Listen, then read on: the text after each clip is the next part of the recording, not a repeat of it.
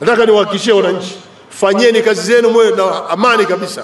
Serikali yenu kwenye sekta ya afya imedhamiria kuimarisha afya zenu, kupata huduma za afya kwenye maeneo yenu.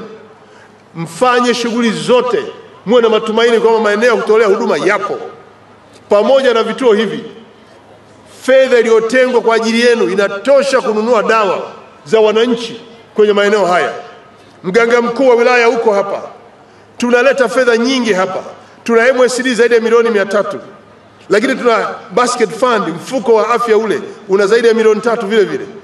Na tumesema kwa wastani wilaya hii kwa kila mwezi sio chini ya milioni 65 kwa ajili ya ununuzi wa dawa. Sitarajii Mwanamwanga ameenda zahanati, ameenda kituo cha afya, hospitali ya wilaya, anaandikiwa cheti na mganga, alafu unamwambia dawa hizo nenda kituo kile kule kwenye duka la mtu binafsi. Hiyo hamna.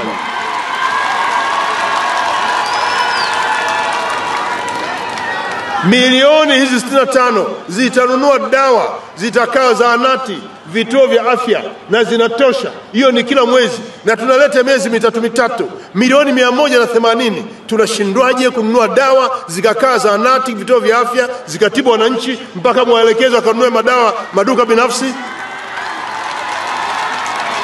Mganga mkuu upo, mganga mkuu wa wilaya upo.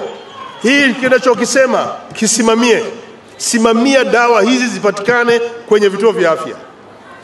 Acheni kununua dawa ambazo nature ya mazingira haya hatuna magonjwa hayo. Nunueni madawa ambayo mara nyingi yanajitokeza kwa utafiti mliofanya, Mwanga magonjwa gani hasa. Hayo yawe na madawa ya kutosha. Tusisikie Tanzania Mwanamwanga anapelekwa duka la wananchi, duka la watu binafsi kwenda kununua huko wakati fedha ipo ya serikali. Dataflow inakuletea uhuru wa kukamilisha chochote na internet ya uhakika. Kuwa hewani muda wote, popote ulipo, utakuwa na internet ya uhakika. Ni salama na huunganisha kwa haraka. Ina nguvu hata sehemu zenye msongamano. Pata data mtelezo yenye kasi kwa gharama nafuu. Wasiliana nasi. Tembelea tovuti yetu www.dataflow.co.tz.